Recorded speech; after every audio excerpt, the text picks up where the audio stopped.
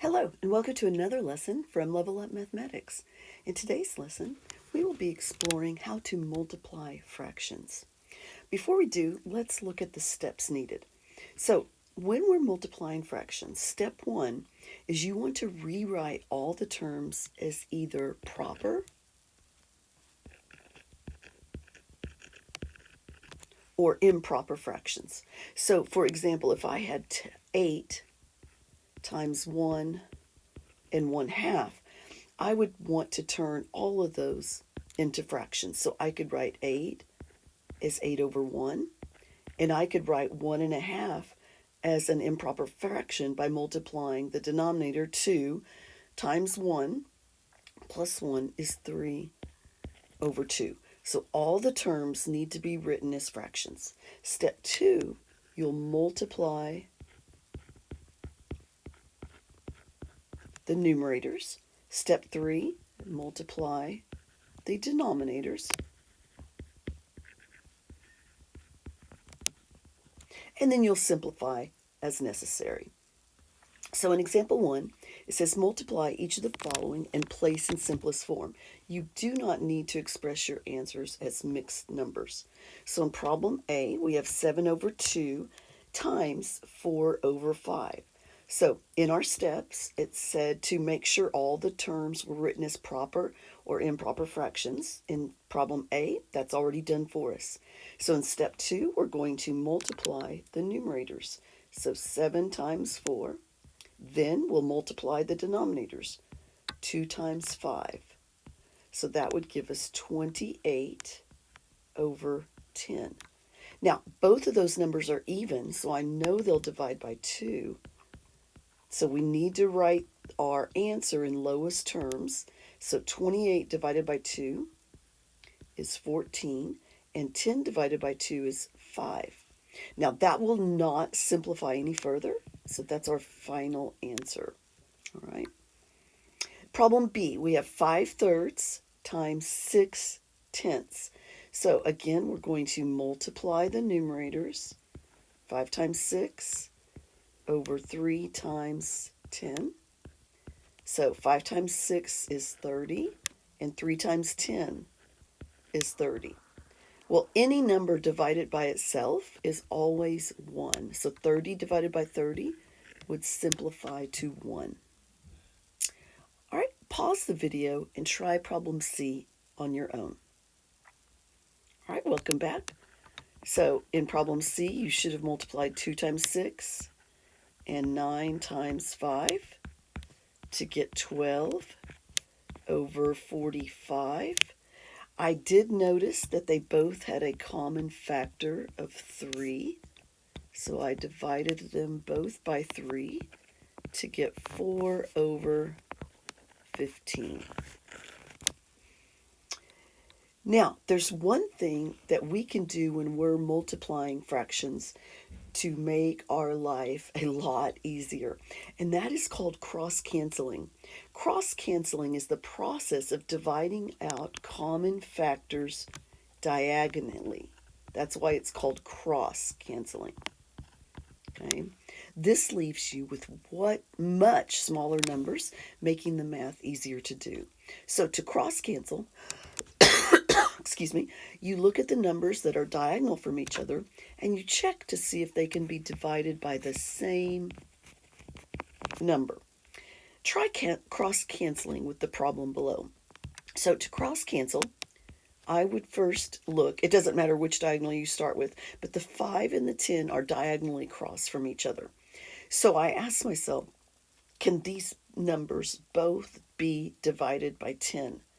No, but they can both be divided by 5. So 5 divided by, whoops, I meant to do a pen there.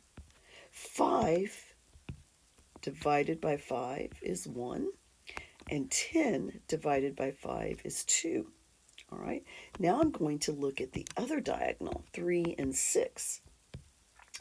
And these numbers can both be divided by 3. So 3 divided by 3 is 1, and 6 divided by 3 is 2.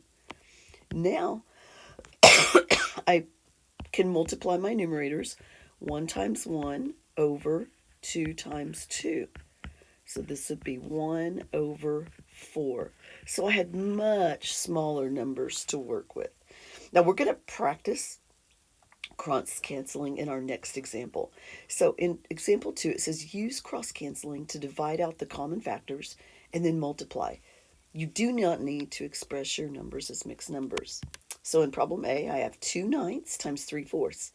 I'll look at my first diagonal here, and I see that 2, I can divide both of these numbers by 2. 2 divided by 2 is 1. 4 divided by 2 is 2.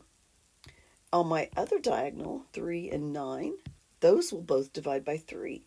So 3 divided by 3 is 1. 9 divided by 3 is 3.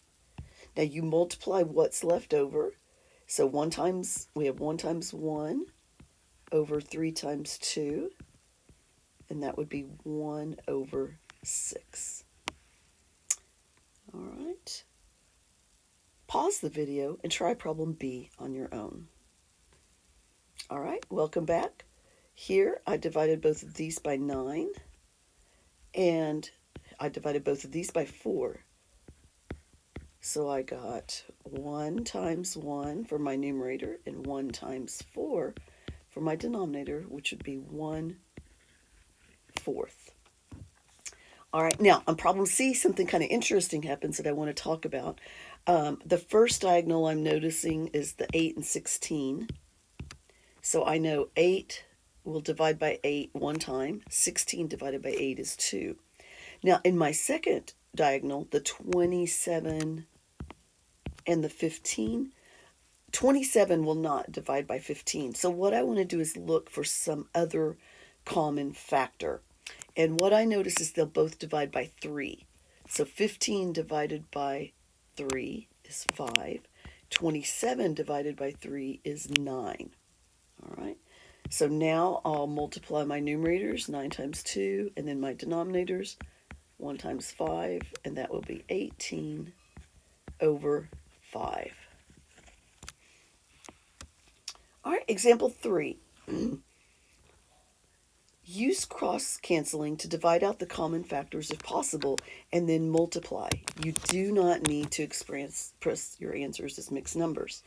So in problem A, B, and C, we're going to be given a whole number times a fraction. Now, when you multiply a whole number times the fraction, you use the same process we've been using on all of our other problems, but you start out by writing the whole number as a fraction. So you just put it over a 1. So this is really 8 times 1, 8 over 1, times 3 over 4. So I notice right here I could divide both of these numbers by 4. So 8 divided by 4 is 2. 4 divided by 4 is 1. All right, so now I'll multiply the numerators, 2 times 3. The denominators, 1 times 1. Whoops, why did I write down 6? That should be 1. 2 times 3 is 6. 1 times 1 is 1. Now here, this will simplify. 6 divided by 1 is 6.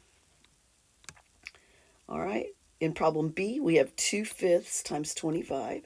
So I'm going to rewrite this as 2 over 5 times 25 over 1. So these will both divide by 5. 5 divided by 5 is 1. 25 divided by 5 is 5. Then I'll multiply the numerators, 2 times 5. Denominators, 1 times 1, which is 10 over 1, which simplifies to positive 10. So 2/5 times 25 is 10.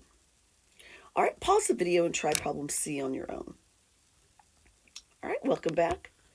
I wrote this as 8 over 1 times 5 over 6. What I noticed is that 8 and 6 would both divide by 2.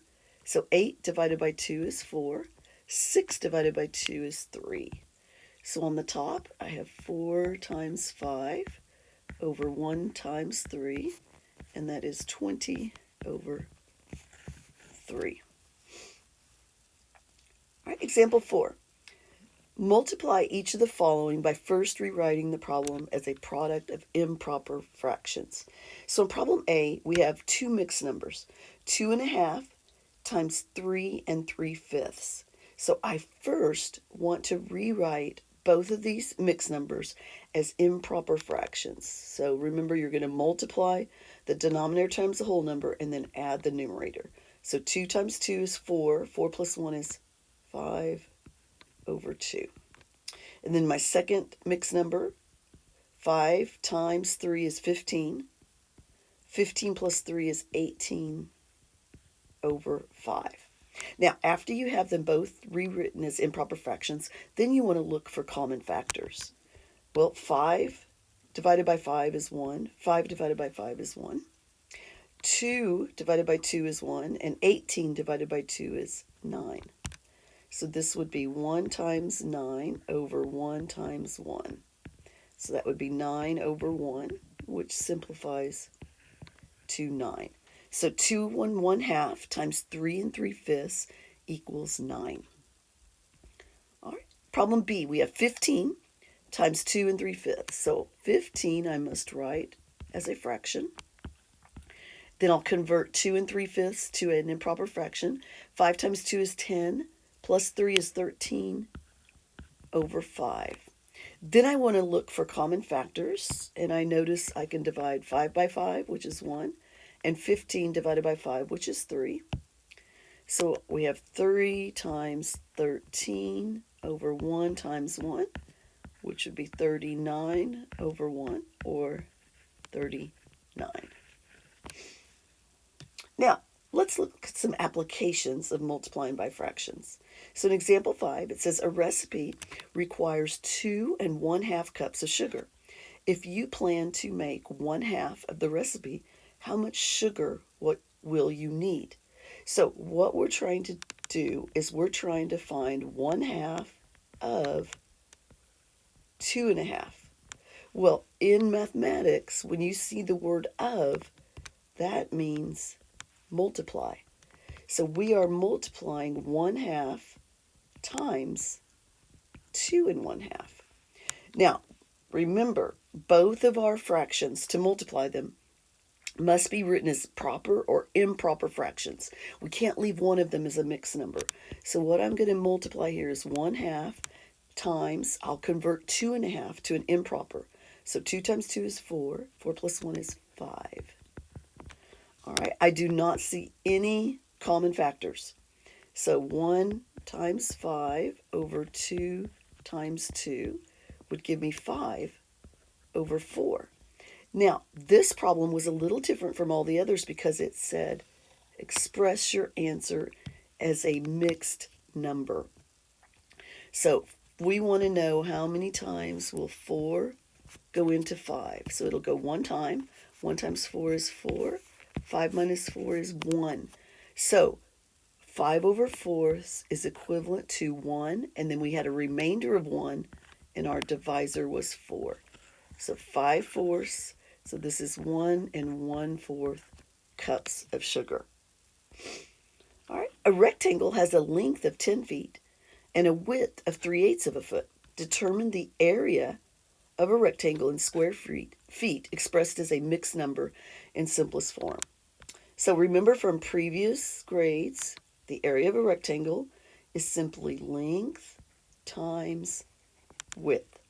So in this problem, we know that the length is 10 feet and the width is 3/8 of a foot. Now, to multiply those together, I need to write 10 as a fraction. And then I want to look for any common factors diagonally. Well, 10 and 8 will both divide by 2. So 10 divided by 2, 5. 8 divided by 2, 4. So now, if I multiply the numerators, 5 times 3 gives me 15. 1 times 4 gives me 4. Now, I want to write that as a mixed number. So 4 goes into 15 3 times with the remainder of 3. So 15/4 would be 4, whoops, let's put down 4. 15/4 would be 3 and 3/4, and the area, so this would be square feet. 3 3/4 square feet. Example 7. Sammy is making a recipe for cookies that requires 2/3 of a cup of butter. If she wants to make 3/4 of the recipe, how many cups of butter should Sammy use? So now we're trying to find 3/4 of 2/3. And we just talked about how in math, of means multiply. So we are multiplying 3/4 times 2/3. So I want to look for common factors. 2 divided by 2 is 1. 4 divided by 2 is 2. Here, 3 divided by 3 is 1. 3 divided by 3 is 1. So if I multiply the numerators, 1 times 1 is 1. Denominators, 2 times 1 is 2. So she should use 1/2 cup of butter. And that concludes today's lesson, multiplying fractions.